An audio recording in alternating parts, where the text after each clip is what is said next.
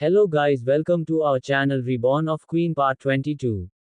Chapter 106 राजकुमार सूर्या की अपने परिवार से मुलाकात।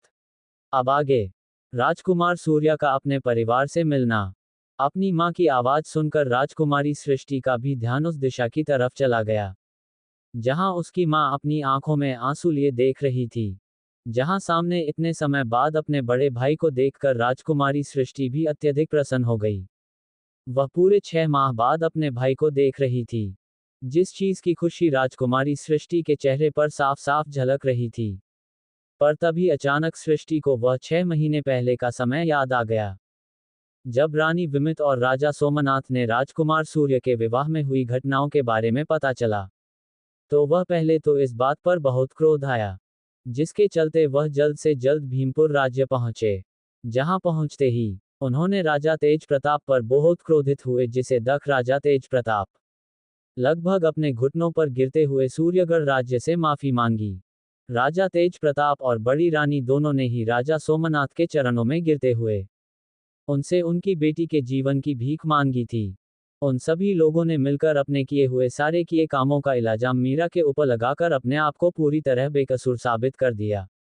जिसके पश्चात राजकुमारी श्रद्धा ने भी अपनी मासूमियत का ढोंग कर अपने आप को पूरी तरह मासूम और एक शांत स्वभाव की लड़की ही दिखाया जिसे देखकर राजा सोमनाथ और रानी विमित ने आखिरकार दोनों परिवारों की स्थिति को समझते हुए राजकुमारी श्रद्धा को सूर्यगढ़ राज्य की युवा वधू और अपने घर की बहू के रूप में अपना लिया। जो चीज राजकुमार सूर्य को बिल्कुल पसंद नहीं आई वह राजकुमारी श्रद्धा को उनके किए गए इस पर यंत्र के लिए मौत की सजा देने वाले थे। इसीलिए वह क्रोध में आकर उन्हें वापस अपने राज्य सूर्यगढ़ लेकर गए थे ताकि वह वहां जाकर उन्हें उनकी असली जगह दिखा सके। परंतु अपने माता पिता के ऐसे स्वभाव और फैसले से उन्हें बहुत ठेस पहुंची। इसी बात को लेकर राजा सोमनाथ और राजकुमार सूर्य के बीच एक बहुत बड़ा झगड़ा हुआ जिसके पश्चात राजकुमार सूर्य क्रोध में आकर अपना घर छोड़कर उसी समय वहां से चले गए। सभी को यही लगा था कि राजकुमार सूर्या समय के साथ राजकुमारी श्रद्धा को अपना लेंगे और इसी इंतजार में इस विवाह को पूरे 6 माह बीत गए। पर शायद इन 6 महीनों में भी कुछ नहीं बदला। जब राजकुमारी सृष्टि की नजर अपने साथ खड़ी अपनी भाभी श्रद्धा पर गई तो वह उनका मुरझाया हुआ चेहरा देखकर ही समझ गई कि वह बहुत ही ज्यादा उदास है।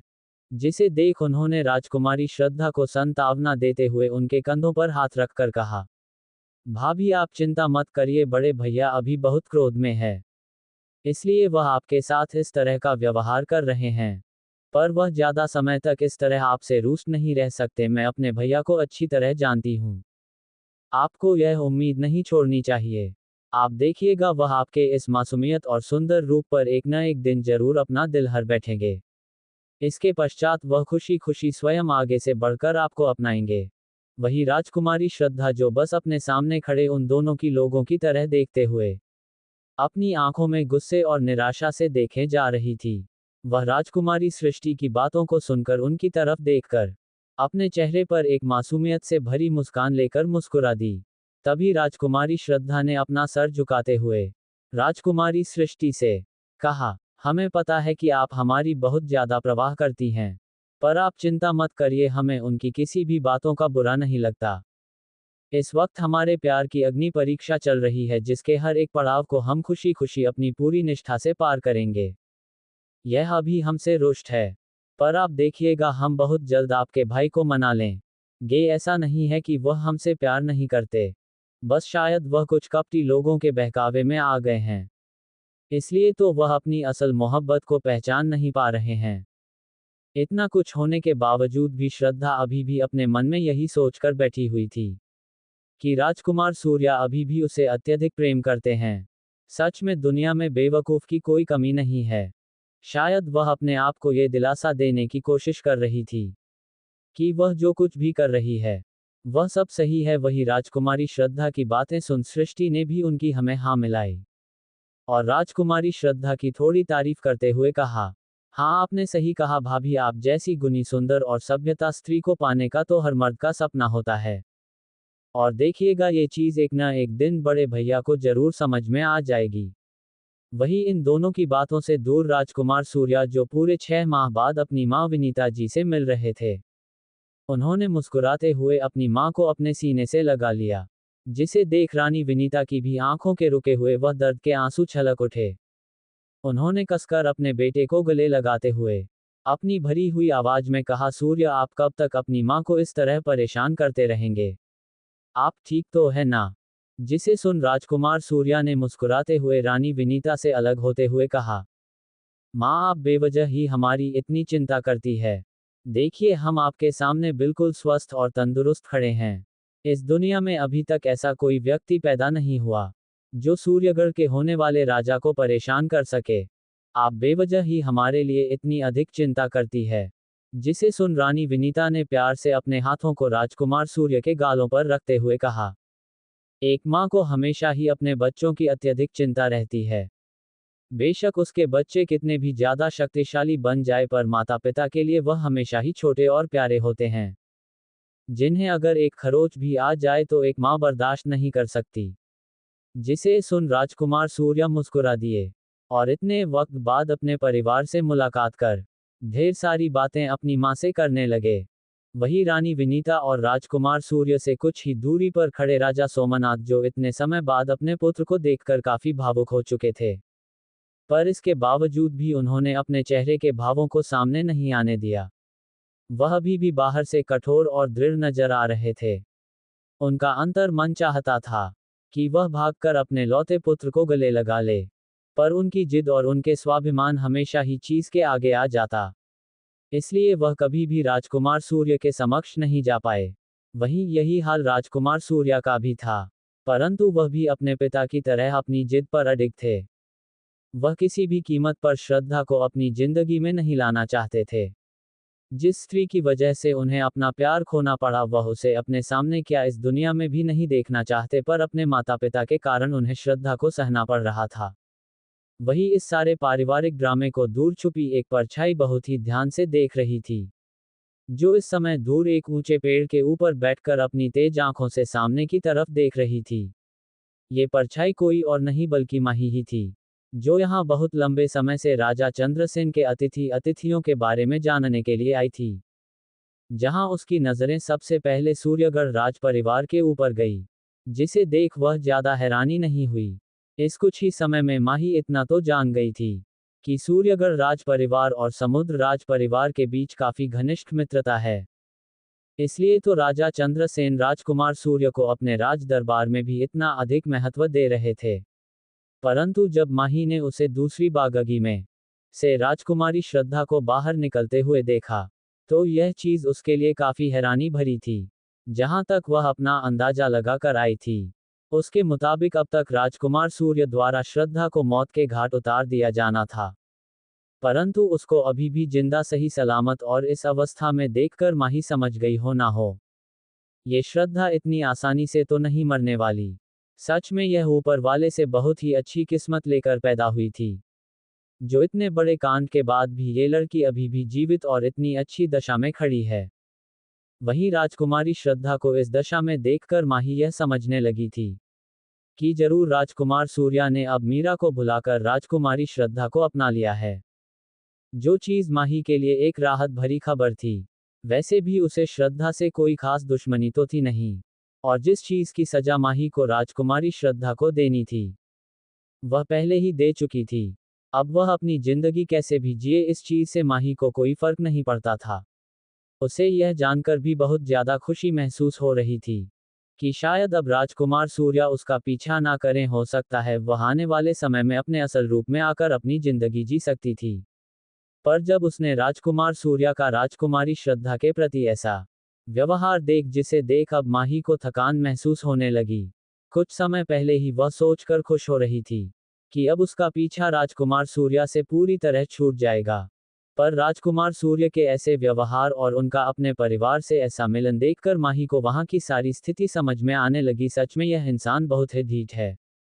वह इतनी आसानी से उसका पीछा नहीं छोड़ने वाला था। उसके लिए राजकुमार सूर्या हमेशा से ही किसी सर दर्द से कम नहीं था। उसे समझ ही नहीं आ रहा था कि आखिर इस इंसान को किस तरह समझे, जो इंसान कुछ समय पहले तक राजकुमारी मीरा को बिल्कुल भी पसंद नहीं करता था, बल्कि वह तो उनसे सबसे ज्यादा नफरत करता थे। इस कुछ ही समय में ऐसा क्या हो गया था कि वह इतना अधिक राजकुमारी मीरा को पसंद करने लगा कि उसके लिए उसने इस तरह अपने परिवार को भी छोड़ दिया। सच कहते हैं, लोग सुंदरता को देखकर कोई भी व्यक्ति आसानी से अपने स्वभाव को पूरी तरह पलट सकता है। जब तक राजकुमारी मीरा सुंदर और आकर्षित नजर नहीं आती थी, तब तक राजकुमार सूर्या ने भी कभी उन पर ध्यान नहीं दिया, और जब वह अपनी असल खूबसूरती को लोगों के सामने ले आए, तो सभी लोग अब उसकी सुंदरता के दीवाने बनाकर उसका जीना हराम करने पर तुले हुए हैं। पर तभी माही को याद आया कि वह अभी इन बातों के लिए यहाँ नहीं आई है। उसे बस यहाँ से कुछ जानकारी प्राप्त कर जल्द से जल्द अपना कार्य पूरा करके यहाँ से निकलना है। जिस बारे में सोचकर माही वहां आने वाले और भी अतिथियों के बारे में जानने लगी। जिस तरह राजा चंद्रसेन ने समुद्र राज्य में बहुत ही अधिक संख्या में अतिथियों को बुलाया गया था, ये चीज माही को काफी ज्यादा हैरान कर रही थी। आखिर यह एक छोटा सा आयोजन था, जो राजकुमारी रूपाली के स्वस्थ होने की खुशी के अवसर पर किया जा रहा था। है ना, तो इसमें इतनी अधिक और इतने महान लोगों को अचानक समुद्र राज्य बुलाना, इस चीज में माही को कुछ ना कुछ गड़बड़ लग रही थी। क्या ऐसा कुछ था जिस बारे में माही अभी तक पता नहीं लगा पाई थी, जिसे सच अचानक ही मन ही का मस्तिष्क अपनी पूरी रफ्तार में काम करने लगा। अपनी माँ की आवाज सुनकर राजकुमारी सृष्टि का भी ध्यान उस दिशा की तरफ चला गया, जहां उसकी माँ अपनी आंखों में आंसू लिए देख रही थी।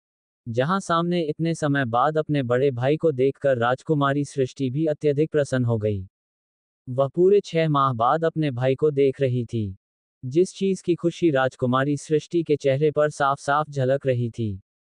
पर तभी अचानक सृष्टि को वह 6 महीने पहले का समय याद आ गया, जब रानी विमित और राजा सोमनाथ ने राजकुमार सूर्य के विवाह में हुई घटनाओं के बारे में पता चला। तो वह पहले तो इस बात पर बहुत क्रोध आया, जिसके चलते वह जल्द से जल्द भीमपुर राज्य पहुंचे। जहां पहुंचते ही उन्होंने राजा तेज प्रताप पर बहुत क्रोधित हुए, जिसे दख राजा तेज प्रताप लगभग अपने घुटनों पर गिरते हुए सूर्यगढ़ राज्य से माफी मांगी। राजा तेज प्रताप और बड़ी रानी दोनों ने ही राजा सोमनाथ के चरणों में गिरते हुए उनसे उनकी बेटी के जीवन की भीख मांगी थी।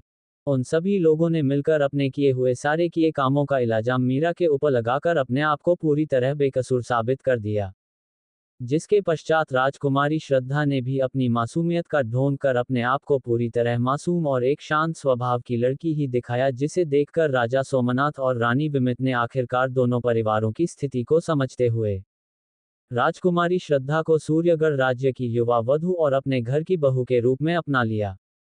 जो चीज राजकुमार सूर्य को बिल्कुल पसंद नहीं आई, वह राजकुमारी श्रद्धा को उनके किए गए इस परयंत्र के लिए मौत की सजा देने वाले थे। इसीलिए वह क्रोध में आकर उन्हें वापस अपने राज्य सूर्यगढ़ लेकर गए थे, ताकि वह वहां जाकर उन्हें उनकी असली जगह दिखा सके। परंतु अपने माता पिता के ऐसे स्वभाव और फैसले से उन्हें बहुत ठेस पहुंची। इसी बात को लेकर राजा सोमनाथ और राजकुमार सूर्य के बीच एक बहुत बड़ा झगड़ा हुआ, जिसके पश्चात राजकुमार सूर्य क्रोध में आकर अपना घर छोड़कर उसी समय वहां से चले गए। सभी को यही लगा था कि राजकुमार सूर्या समय के साथ राजकुमारी श्रद्धा को अपना लेंगे, और इसी इंतजार में इस विवाह को पूरे 6 माह बीत गए। पर शायद इन 6 महीनों में भी कुछ नहीं बदला। जब राजकुमारी सृष्टि की नजर अपने साथ खड़ी अपनी भाभी श्रद्धा पर गई, तो वह उनका मुरझाया हुआ चेहरा देखकर ही समझ गई कि वह बहुत ही ज्यादा उदास है, जिसे देख उन्होंने राजकुमारी श्रद्धा को सांत्वना देते हुए उनके कंधों पर हाथ रखकर कहा, भाभी आप चिंता मत करिए, बड़े भैया अभी बहुत क्रोध में है, इसलिए वह आपके साथ इस। जहां उसकी नजरें सबसे पहले सूर्यगढ़ राज परिवार के ऊपर गई, जिसे देख वह ज्यादा हैरानी नहीं हुई। इस कुछ ही समय में माही इतना तो जान गई थी कि सूर्यगढ़ राज परिवार और समुद्र राज परिवार के बीच काफी घनिष्ठ मित्रता है। इसलिए तो राजा चंद्रसेन राजकुमार सूर्य को अपने राज दरबार में भी इतना अधिक महत्व दे रहे थे। परंतु जब माही ने उसे दूसरी बागगी में से राजकुमारी श्रद्धा को बाहर निकलते हुए देखा, तो यह चीज उसके लिए काफी हैरानी भरी थी। जहां तक वह अपना अंदाजा लगा कर आई थी, उसके मुताबिक अब तक राजकुमार सूर्य द्वारा श्रद्धा को मौत के घाट उतार दिया जाना था, परंतु उसको अभी भी जिंदा सही सलामत और इस अवस्था में देखकर माही समझ गई हो ना हो ये श्रद्धा इतनी आसानी से तो नहीं मरने वाली। सच में यह ऊपर वाले से बहुत ही अच्छी किस्मत लेकर पैदा हुई थी, जो इतने बड़े कांड के बाद भी ये लड़की अभी भी जीवित और इतनी अच्छी दशा में खड़ी है। वहीं राजकुमारी श्रद्धा को इस दशा में देखकर माही यह समझने लगी थी कि जरूर राजकुमार सूर्या ने अब मीरा को भुलाकर राजकुमारी श्रद्धा को अपना लिया है, जो चीज माही के लिए एक राहत भरी खबर थी। चैप्टर 107। अब आगे। माही जैसे जैसे समुद्र राज्य में आने वाले अतिथियों को देखे जा रहे थी, वह इस बात से काफी ज्यादा हैरान हो रही थी कि आखिर एक छोटे से समारोह के लिए राजा चंद्रसेन इतने मुख्य और महान अतिथियों को किस लिए बुला रहे हैं। ये समारोह तो सिर्फ राजकुमारी रूपाली के स्वस्थ होने के अवसर पर रखा गया था। उनमें मुख्य 6 राज्यों के राजाओं को इस तरह बुलाना यह माही को कुछ अजीब लगा। माही का मस्तिष्क उसे बार बार यह कुछ ना कुछ होने वाले गड़बड़ का इशारा कर रहा था। उसे नहीं पता था कि आखिर राजा चंद्रसेन ने किस कार्य के लिए इतने मुख्य अतिथियों को यहाँ पर आमंत्रित किया है। आखिर यहाँ चल क्या रहा है, जो चीज बार बार माही के दिमाग में घूम रही थी। अब माही को जल्द से जल्द इस बारे में जानना था कि आखिर ऐसी भी क्या बात हो गई कि राजा चंद्रसेन यहाँ पर इतने सारे लोगों को इकट्ठा कर रहा है। जिस बारे में सोचते हुए माही तुरंत उसे जगह से टेलीपोर्ट होकर सीधा राजकुमारी रूपाली के कक्ष में पहुंच गए। वहीं राजकुमारी रूपाली, जो इतने समय बाद किसी समारोह में जाने के लिए बहुत ज्यादा उत्सुक थी, इसीलिए उसने 2 दिन पहले से ही अपनी सभी दासियों को कार्य पर लगाया हुआ था। वह सभी राजकुमारी रूपाली के लिए एक एक कर सुंदर ड्रेस और अन्य आभूषण उन्हों को चुनने में राजकुमारी रूपाली की सहायता कर रही थी। इस समय राजकुमारी रूपाली के चेहरे पर एक अलग ही चमक नजर आ रही थी। वह खुशी खुशी अपने लिए हर एक वस्तु को बहुत ही ध्यान और समझदारी से सुन रहे थी। तभी एक दासी जल्दी से आगे बढ़कर एक सुंदर नीले रंग के लहंगे को राजकुमारी रूपाली के समक्ष लाई। राजकुमारी जी, ये देखिए, इस सुंदर नीले रंग के इस सुंदर रश्मि आसमानी रंग के लहंगा आपके ऊपर बहुत फपेगा। आप देखिएगा, कल के आयोजन में आने वाले सभी अतिथियों की नज़र सिर्फ और सिर्फ आप पर ही रहेगी। जिसे सुन रूपाली ने अपनी चमकती आंखों से उसे सामने उपस्थित नीले रंग के लहंगे की तरफ देखा, जिसके ऊपर बहुत ही सुंदर और कीमती मोती और धागों से सिलाई बुनाई की गई थी, जो उसे और भी ज्यादा आकर्षित और लुभावना बना रहा था। जिसे देख रूपाली ने जल्दी से उसे नील रंग को अपने हाथ में लेते हुए खुशी से घूमते हुए कहा, अब देखिएगा, कल सबकी नजरें सिर्फ और सिर्फ हम पर होगी। वैसे भी कल हमारा दिन है, इसलिए हमें और अधिक तैयारी की आवश्यकता है। इतना कह राजकुमारी रूपाली खुशी से उसे लहंगे को देखने के लिए सामने लगे आईने में अपने आप को निहारने लगी। पर तभी अचानक राजकुमारी रूपाली के चेहरे की वह खुशी जो इतने समय से उसके चेहरे पर बनी हुई थी, वह एक ही पल में गायब हो गई। उसे लहंगा को देखते समय जब रूपाली उसे अपने ऊपर लगाकर आईने के सामने खड़ी होकर अपने अक्ष को निहार रही थी, तभी उसे आईने के अक्ष में रूपाली की नज़र पीछे खड़ी माही पर गई, जो इस समय रूपाली के कमरे के बालकनी में खड़ी हुई थी। जिसे देखते हैं राजकुमारी रूपाली का चेहरा, जो कुछ समय पहले तक कल आयोजन के लिए बारे में सोचकर खिला रहा था, वह डर और घबराहट के कारण मुरझा गया। रूपाली ने जल्दी से पीछे पलटते हुए वहां मौजूद अपनी सभी दासियों को जल्द से जल्द उसके कक्ष से बाहर जाने के लिए कहा, जो चीज वहां मौजूद सभी दासियों को एक पल के लिए हैरान कर गई। उन्होंने असमंजस में राजकुमारी रूपाली की तरफ देखा, इससे पहले कि कोई दासी राजकुमारी रूपाली से कोई प्रश्न का पाती या पूछ पाती।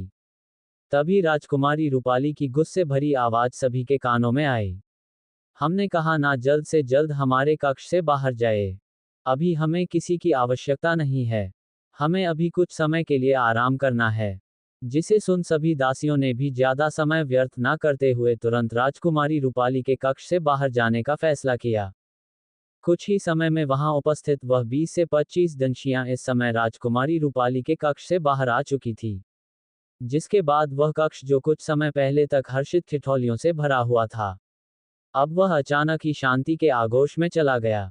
वहीं उन सभी के वहां से जाने के बाद माही, जो अभी तक उसे बालकनी में खड़ी राजकुमारी रूपाली की तरफ देख रही थी, वह तुरंत टेलीपोर्ट होकर अचानक ही राजकुमारी रूपाली के समक्ष आ गई। जिसे देख डर के कारण राजकुमारी रूपाली लड़खड़ा गए। उसे उम्मीद नहीं थी कि अचानक इस तरह माही उसके समक्ष आ जाएगी, जिस वजह से वह थोड़ा पीछे होकर गिरने लगी, पर वक्त रहते ही राजकुमारी रूपाली ने अपने आप को संभाल और घबराहट और डर से कारण चेहरे पर आए पसीने को पोंछते हुए माही की तरफ देखते हुए प्रश्न किया, आपको हमसे किसी सहायता की आवश्यकता है? जिसे सुन माही ने एक स्माइल के साथ रूपाली की तरफ देखते हुए कहा, आपको नहीं लगता कि यह सहायता शब्द आपके लिए बना नहीं है? हमें आपकी सहायता के लिए नहीं बल्कि आपको अपना आदेश सुनाने के लिए आए हैं। आप बेशक दुनिया के सामने समुद्र राज्य की राजकुमारी है, पर आप भी यह बात अच्छी तरह से जानती है कि उसे चीज के अंदर आप सिर्फ हमारी एक गुलाम है, हमारी एक कठपुतली जिसे हमारे इशारों पर चलना है। जिसे सुन रूपाली का चेहरा शर्मिंदगी से नीचे हो गया। वह अपना सर झुकाकर अब बिना कुछ बोले चुपचाप एक स्थान पर जाकर खड़ी हो गई। जिसको देख माही भी पास रखी एक कुर्सी पर बैठते हुए राजकुमारी रूपाली की तरफ देखते हुए प्रश्न किया, कल राजमहल में क्या होने वाला है? जिसे सुन रूपाली ने असमंजस में माही की तरफ देखा। पूरे राज्य को ये बात पता थी कि कल राजा चंद्रसेन ने राजकुमारी रूपाली के स्वस्थ होने के अवसर पर एक समारोह का आयोजन किया है। तो क्या माही को ये बात नहीं पता थी, जिस बारे में सोच रूपाली ने कुछ कहने के लिए अपना मुंह ही खोला था, कि माही ने उसे बीच में रोकते हुए कहा, हमें पता है कि राजा चंद्रसेन ने आपके स्वस्थ होने के अवसर पर राजमहल में एक समारोह आयोजित किया है। लेकिन ऐसा तो नहीं हो सकता ना कि एक छोटे से आयोजन के लिए राजा चंद्रसेन इतनी ज्यादा तैयारी में लगे हुए हैं। अब हमें सच सच बताओ कि इस आयोजन के साथ साथ आखिर राजा चंद्रसेन कल और किस चीज की तैयारी में लगे हुए। वही रूपाली जैसे जैसे माही की बातें सुनती जा रही थी, उसके चेहरे का वह डर जो कुछ समय पहले माही को देखकर उसके चेहरे पर आ गया था, वह उसकी बातों को सुनकर धीरे धीरे और अधिक बढ़ता जा रहा था। इस समय रूपाली ने अपने दोनों हाथों को अपने लहंगे की चुनरी में अटकाया हुआ था। वह बार बार कभी उसे चुनरी को खींचती तो कभी अपने हाथों की मुठ्ठियां खोलती और बंद करती, जिस चीज से उसकी घबराहट और किसी बात के पता चलने का डर उसके चेहरे पर साफ साफ नजर आ रहा था। जिस चीज को माही ने भी अच्छी तरह देख लिया था, जिसे देख माही का शक अब रूपाली के ऊपर और भी ज्यादा अधिक बढ़ गया।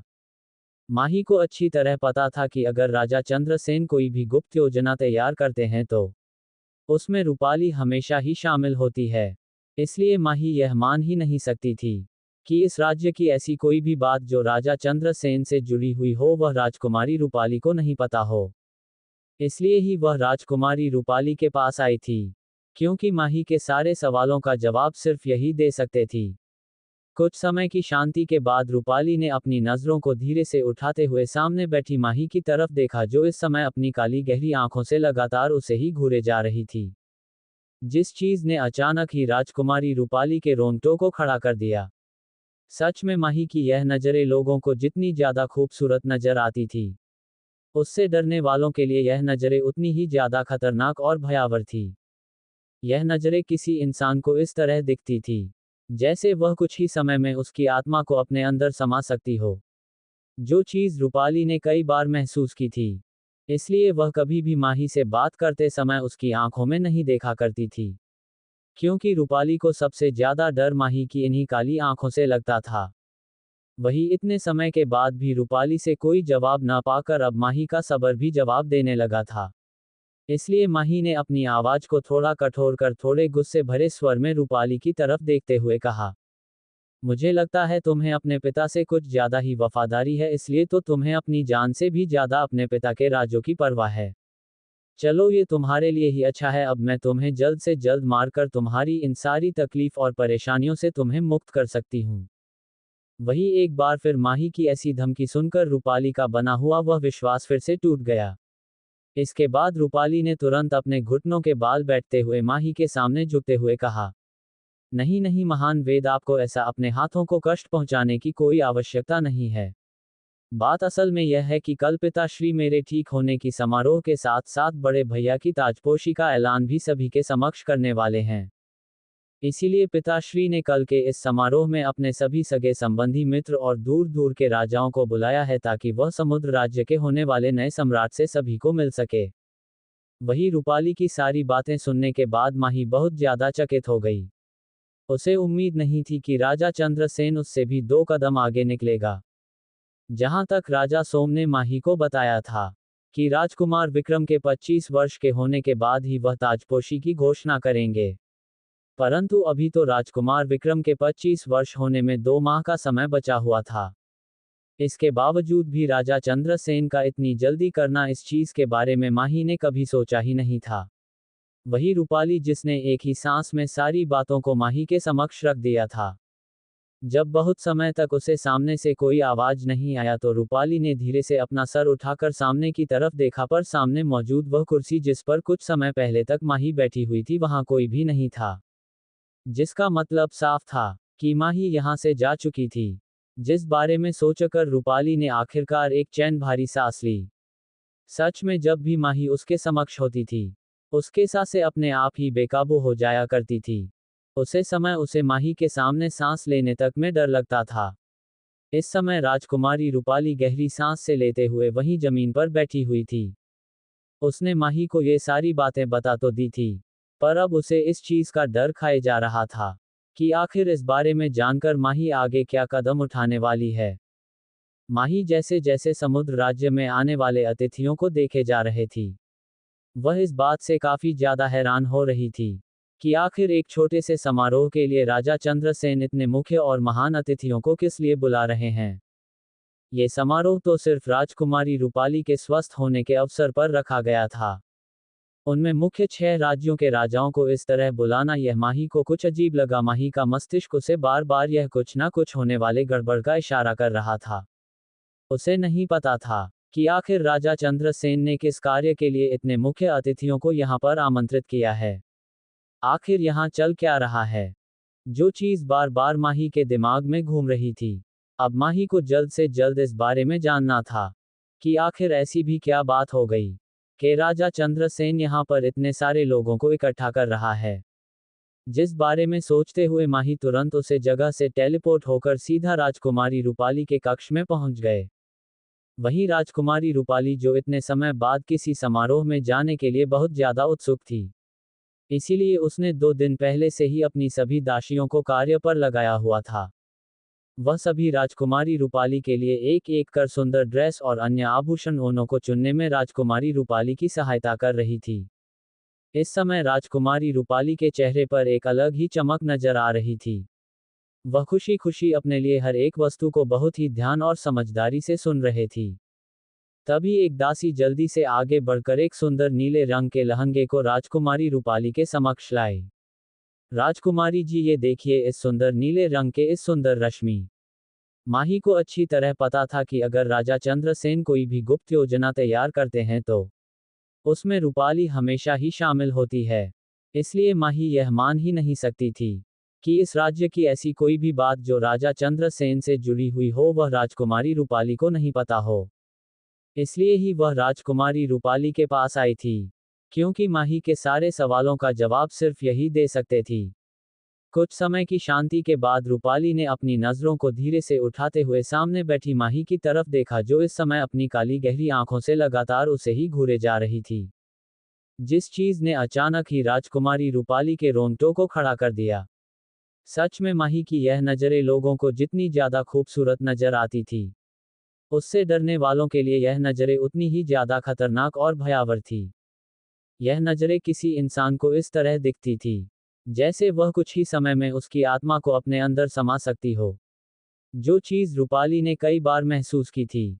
इसलिए वह कभी भी माही से बात करते समय उसकी आंखों में नहीं देखा करती थी, क्योंकि रूपाली को सबसे ज्यादा डर माही की इन्हीं काली आंखों से लगता था। वही इतने समय के बाद भी रूपाली से कोई जवाब न पाकर अब माही का सबर भी जवाब देने लगा था।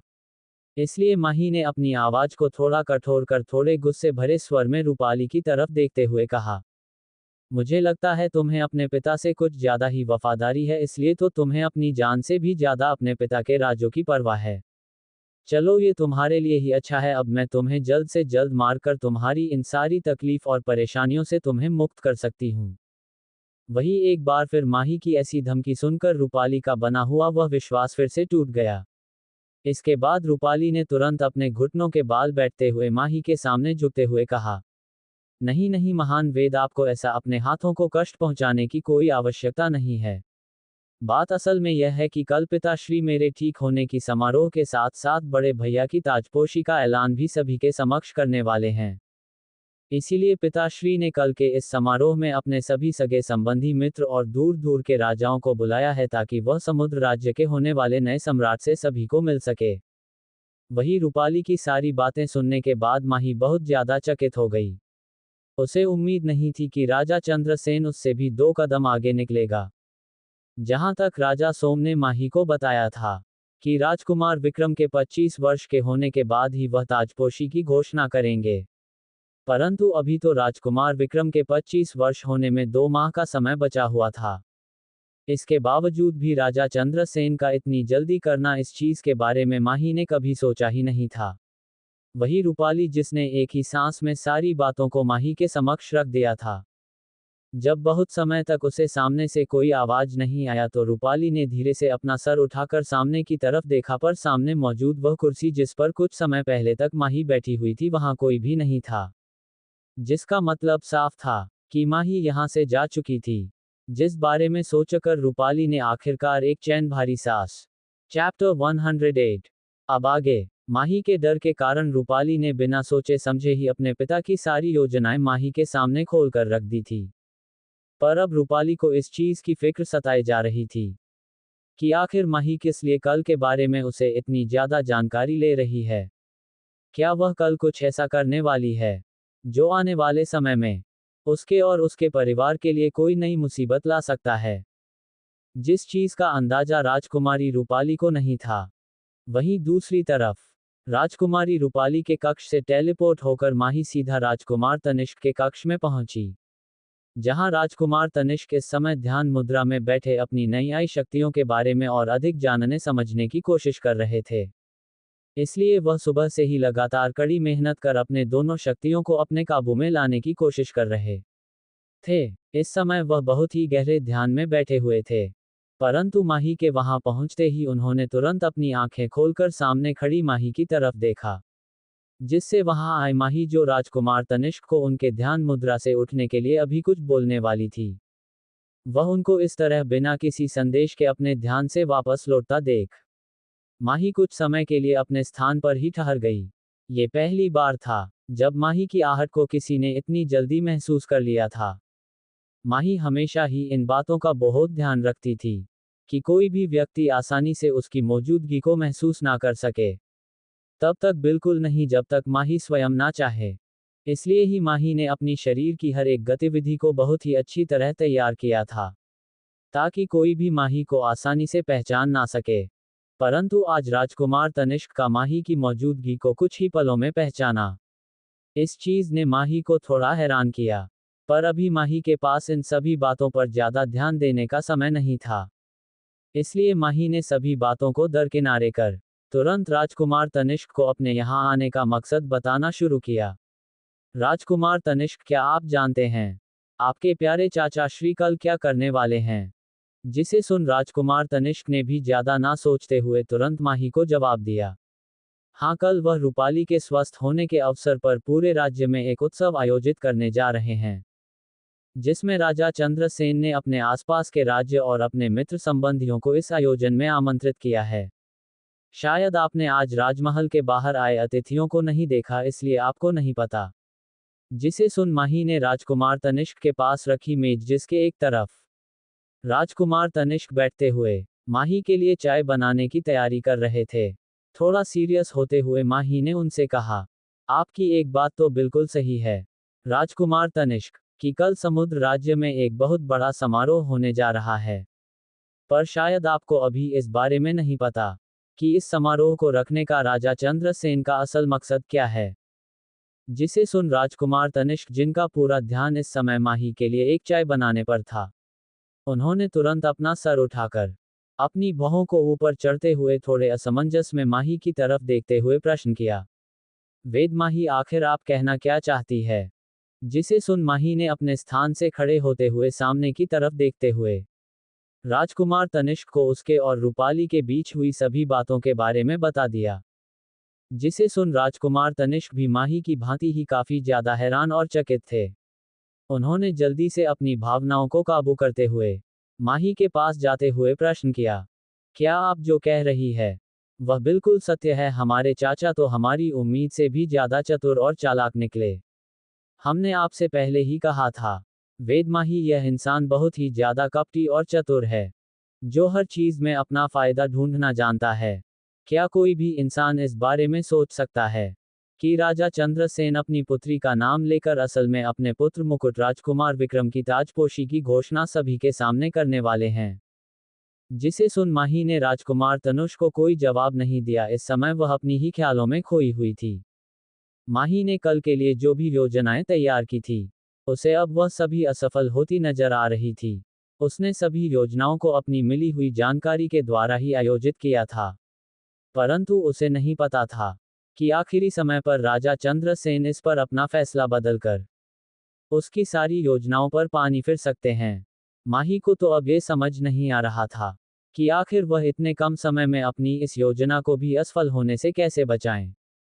क्योंकि अब इतना तो पक्का था कि वह अपनी योजना से पीछे तो हटाने वाली थी नहीं।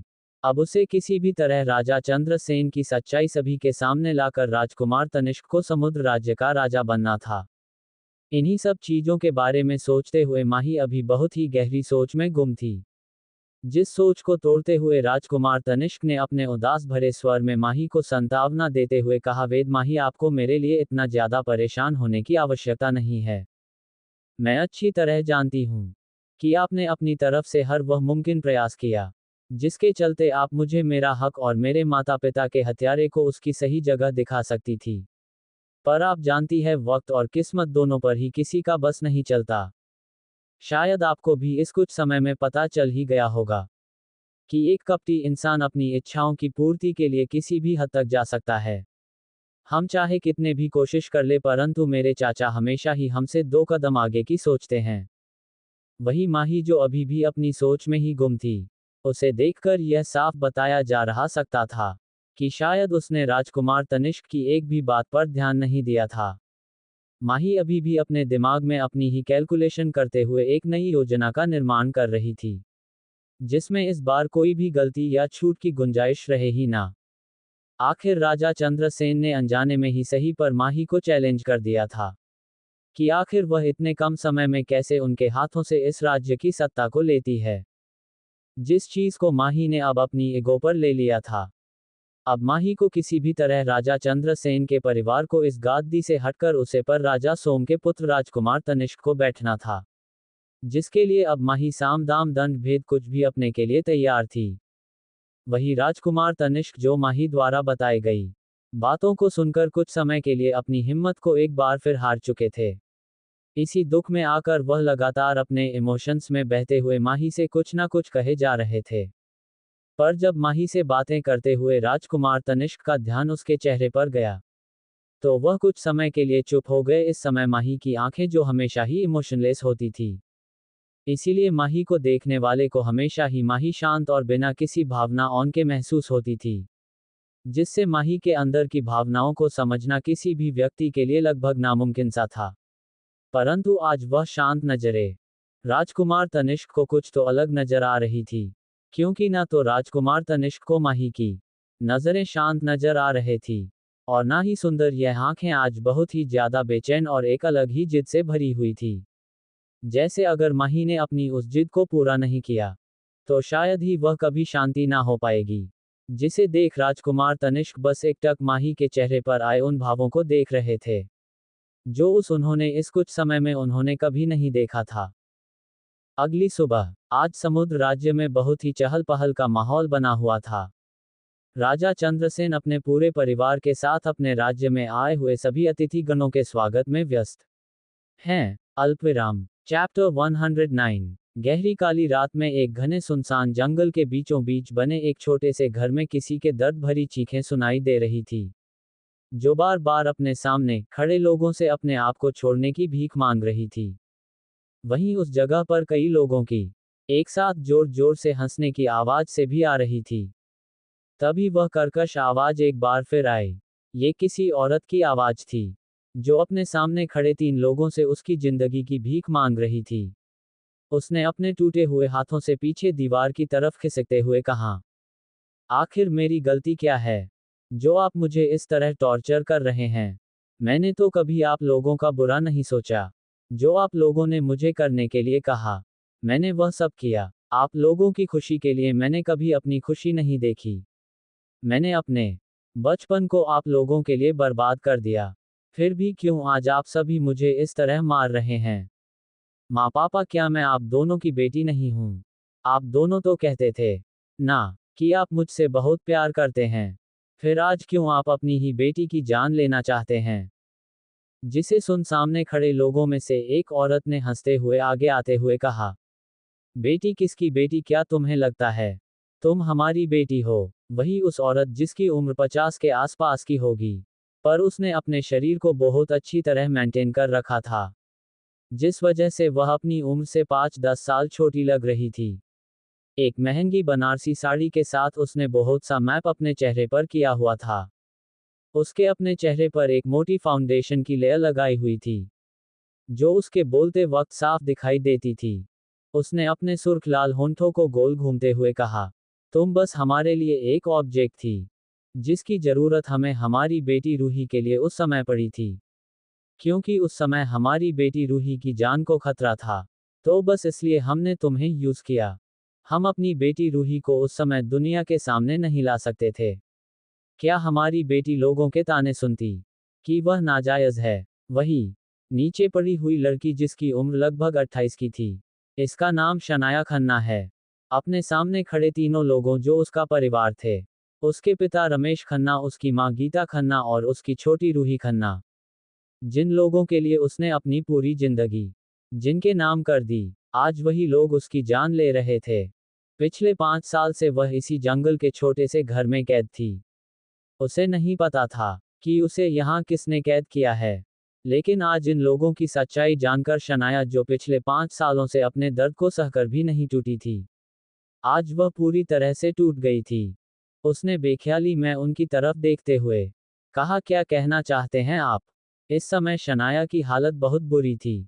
उसके कपड़े बुरी तरीके से फटे हुए और गंदे हो चुके थे। उसके शरीर पर जगह जगह चोटों और गहरे घावों के निशान थे, जो उसके ऊपर हुए अत्याचारों की चीख चीख कर गवाही दे रहे थे। कुछ घाव तो अभी ताज़ा थे, तो कुछ बहुत पुराने लग रहे थे। उसके दोनों पैर टूट चुके थे। उसके होंठ फट हुए थे। ज्यादा चिल्ला और भूख प्यास के कारण उसकी आवाज भी लगभग जाने लगी थी। उसके बालों जगह जगह से कटे हुआ थे, जैसे किसी ने बहुत बेरहमी से उन्हें काट दिया हो। उसका पूरा शरीर इस समय एक बेरहमी से उन्हें काट दिया हो। उसका पूरा शरीर इस समय एक सूखे कंकाल की तरह लग रहा था, जो इस समय वह एक दीवार के सहारे लगकर गहरी गहरी सांस ले रहे थी। उसकी सांसें भी अब धीमी होने लगी थी। वह अपनी आंखों में एक आखिरी उम्मीद के साथ अपने सामने खड़े अपने परिवार को देख रही, जिसके लिए उसने अपना पूरा बचपन दांव पर लगा दिया। इन लोगों के लिए उसने उस परिवार को छोड़ दिया, जिसने उसे बचपन में पाला था। उन दोनों बूढ़े दंपतियों ने शनाया को उस समय सहारा दिया, जब सबने उस अकेला छोड़ दिया था। शनाया को आज लग रहा था कि भगवान उसके किए हुए कर्मों की सजा आज उसे दे रहे हैं। उसे खुद पर हंसी आ रही थी कि इन कमीने लोगों के लिए उसने अपना छोटा सा परिवार अपने हाथों से बर्बाद कर दिया। उसने क्या नहीं किया इन लोगों के लिए। खन्ना इंडस्ट्री, जिसका पूरी दिल्ली में लोगों के बीच इतना रुतबे है, उसको शनाया ने इतना बड़ा बनाया। उसने अपना दिन रात एक कर लगातार काम करती रही, जिस वजह से आज वह इंडस्ट्री इतने ऊंचे मुकाम पर है। उसने इन लोगों के लिए ना जाने कितने ही गलत काम किए। उसने कितने मासूम लोगों की जान ली, जिनसे शनाया की कोई दुश्मनी नहीं थी। उन सभी दुश्मनी तो खन्ना परिवार से थी। इन लोगों की मार जिल्लत लोगों की नफरत भरी नजरें सही, किस लिए? ताकि उसका परिवार उसे अपना लें, उसे भी उसके भाई बहन की तरह प्यार करे। आज उसे खुद से नफरत हो रही थी। कितनी बड़ी बेवकूफ थी। लोगों की नज़रों में एक सबसे बड़ी बिजनेस वुमेन, एक खतरनाक औरत कहे जाने वाली लड़की असल में एक बेवकूफ थी, जो बार बार इन लोगों के जाल में फंसती रही। जिसने उसे सच्चा प्यार किया, उसने उस परिवार को ठुकराकर एक ऐसे परिवार को चुना जिन्होंने कभी उसकी कदर तक नहीं की, उसके किए गए कामों का एहसान तक नहीं माना। उसकी आंखें जो अभी तक एक आखिरी उम्मीद में उनकी तरफ देख रही थी, वह अब बिल्कुल खाली हो चुकी थी। उसकी आंखों में बस नफरत और घृणा बची थी, जिससे वह सामने खड़े तीनों लोगों की तरफ देख रही। तभी रूही ने आगे बढ़ते हुए शनाया के घाव को अपनी हील से मसलते हुए कहा, क्या हुआ बड़ी बहन, गुस्सा आ रहा है? नफरत हो रही है हमसे? फिर उसने हंसते हुए कहा, तुम हमसे अब नफरत करने लगी हो? हम तो तुम्हें उसी दिन से नफरत करते थे, जिस दिन से तुम हमारे घर में आई थी। तुम हमारे लिए बस एक ऑब्जेक्ट थी जिसका समय अब खत्म हो गया। तो अब तुम हमारे किसी काम की नहीं। इतना कहा वे दोबारा हंसने लगी। वही शनाया को अब उनकी किसी भी बातों से कोई फर्क नहीं पड़ रहा था। वह चुपचाप बस उन्हें देखे जा रही थी। उसे अब अपने दर्द से भी फर्क नहीं पड़ रहा था। रूही के कई बार उसकी चोट पर वार करने पर भी उसके मुंह से एक आह तक ना निकली, जिसे देख रूही बुरी तरह चिढ़ गई। उसने अपने पास रखा एक लोहे का बड़ा सा डंडा उठाया और शनाया के सर पर दे मारा, जिसे लगते ही शनाया जमीन पर गिर पड़ी। धीरे धीरे उसकी आंखें धुंधली होने लगी, पर उसके मुंह से एक आह ना निकली। वह बस अपने नफरत भरी आंखों से सामने खड़े लोगों को देख रही थी। अगर उसे दोबारा जन्म मिला, तो वह इन लोगों की इनकी जिंदगी नर्क से भी बदतर जीने पर मजबूर कर देगी। वह अपनी सभी गलतियों को सुधरेगी, पर शायद ये कभी नहीं हो सकता था। यही सब सोचते हुए शनाया की आंखें धीरे धीरे बंद हो गई। चैप्टर 110। अब तक राजकुमारी रूपाली के ठीक होने के अवसर और राजकुमार विक्रम को समुद्र राज्य का नया होने वाला राजा घोषित के लिए राजा चंद्रसेन ने अपने राज्य में एक उत्सव आयोजित किया, जिसमें उन्होंने सभी महान राजाओं को भी आमंत्रित किया। जिसमें माही ने राजकुमार सूर्य के परिवार साथ अपनी सौतेली बहन राजकुमारी श्रद्धा को भी इतने समय बाद बिल्कुल ठीक देखा, जिस चीज ने माही को बहुत ज्यादा हैरान कर दिया था।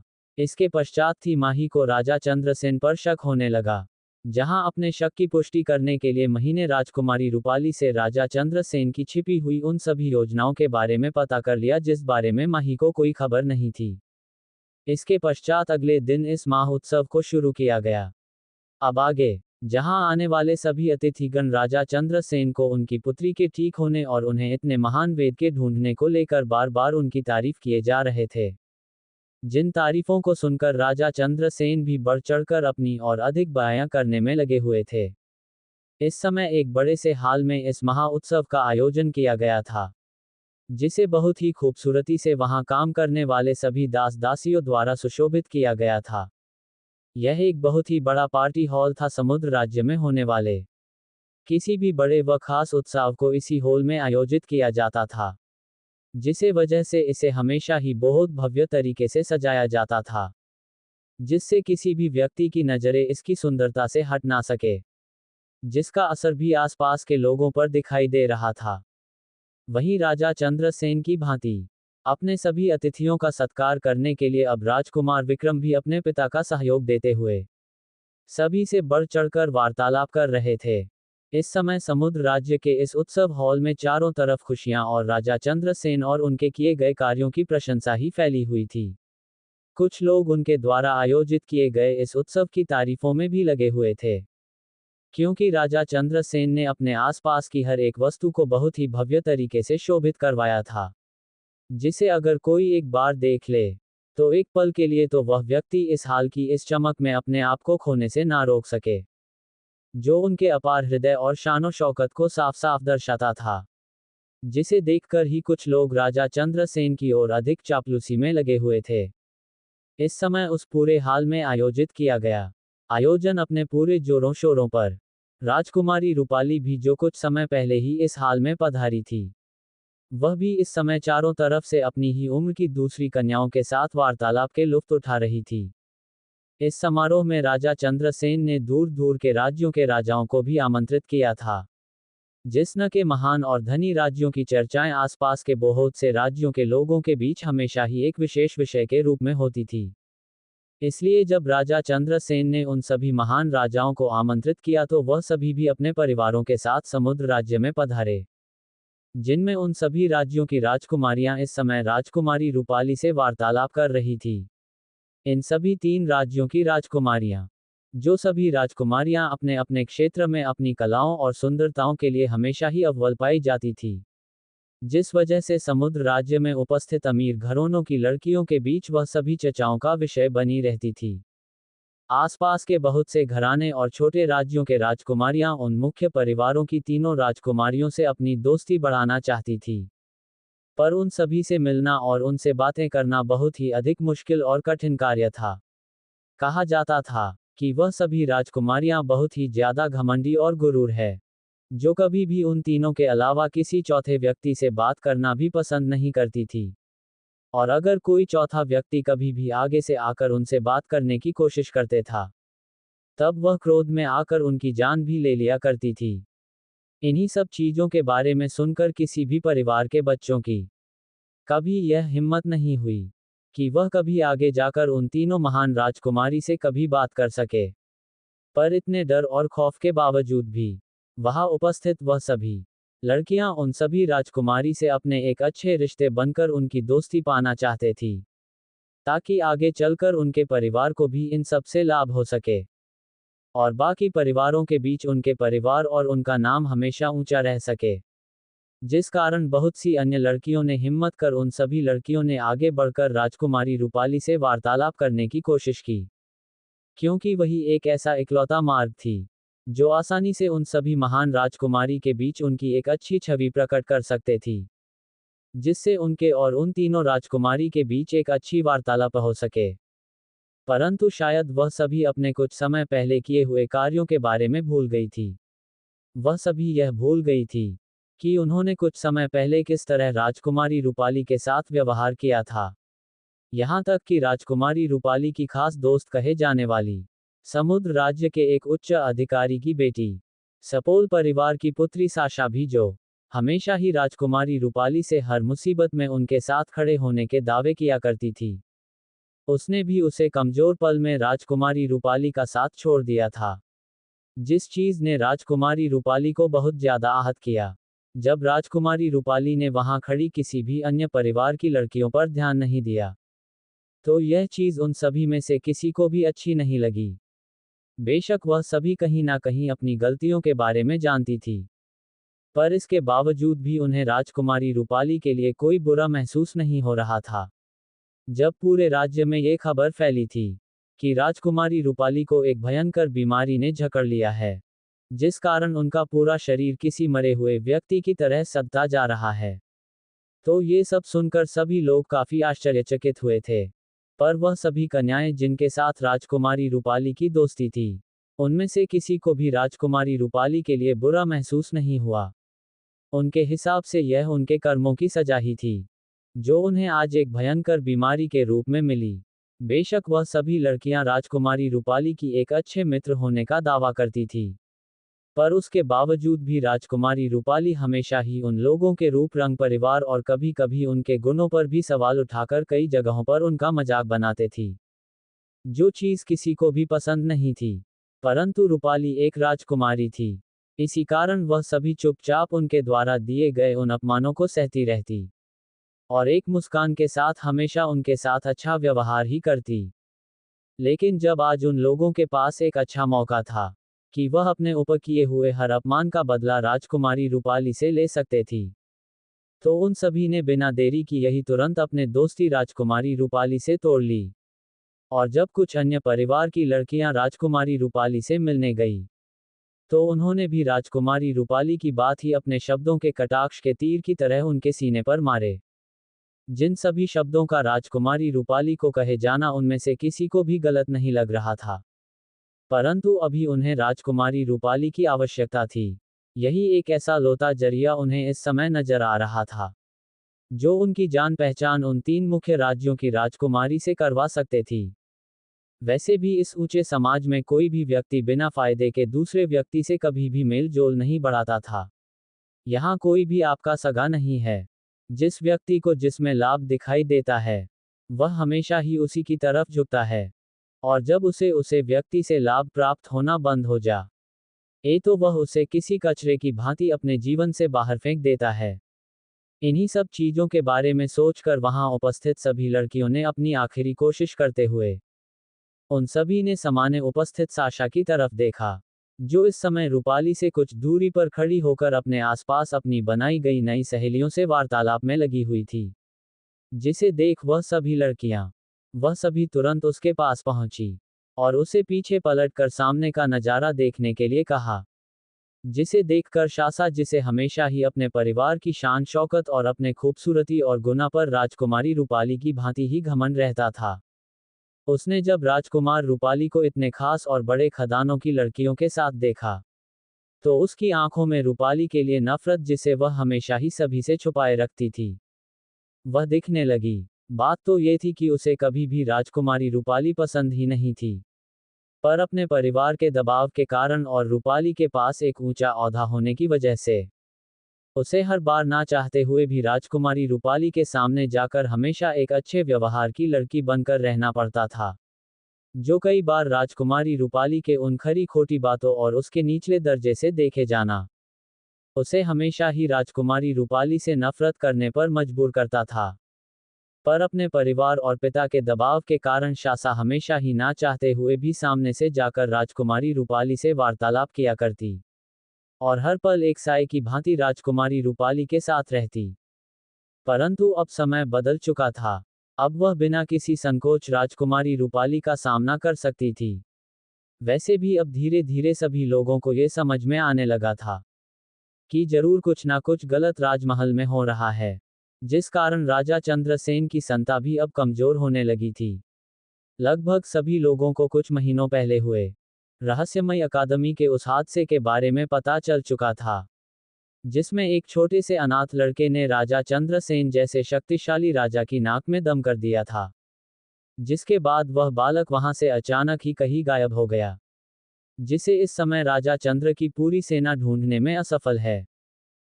वही दूसरी तरफ वही राजा चंद्रसेन, जो अपने कुछ खास मित्रों से सामने उससे ऊंचे मंच पर खड़े वार्तालाप कर रहे थे, इस समय उनके चेहरे की मुस्कान और रौनक उनकी खुशी को साफ साफ दर्शा रही थी कि आज राजा चंद्रसेन कितने अधिक खुश और उत्साहित है। इसलिए वह अपने आसपास मौजूद सभी राज्यों के राजाओं के साथ हंसते मुस्कुराते हुए वार्तालाप में लगे हुए थे कि तभी अचानक राजा चंद्रसेन को अपने पीछे से एक हड़बड़ाहट भरी और घबराहट से भरी आवाज सुनाई दी, जिसे सुन राजा चंद्रसेन, जो अभी हंसते मुस्कुराते हुए अपने मित्रों से वार्तालाप कर रहे थे, उन्होंने अचानक आए इस आवाज को सुनकर असमंजस में पीछे मुड़कर देखा। वही राजा चंद्रसेन के ठीक पीछे एक 40 से 45 वर्षीय आदमी, जिसने इस समय एक हरे रंग की पोशाक धारण की हुई थी, उसके चेहरे जो इस समय घबराहट और पसीने के कारण थोड़ा बिखरा हुआ और अजीब नजर आ रहा था, क्योंकि वह जिस तरह घबराहट में उनकी तरफ देख रहा था, उसके चेहरे की मौजूद वह लंबी मुझे बार बार इधर उधर घूमते हुए उसके चेहरे पर अजीब ही भाव उत्पन्न कर रहे थे। वही अपने पीछे खड़े व्यक्ति को देखकर राजा चंद्रसेन ने तुरंत उसे बूढ़े व्यक्ति से सवाल करते हुए पूछा, मंत्री सुखचंद, आप इस तरह इतनी हड़बड़ाहट में क्या कोई परेशानी है? कहीं ऐसा तो नहीं कि किसी अतिथि के भाव सत्कार में आपसे कोई गलती हो गई हो?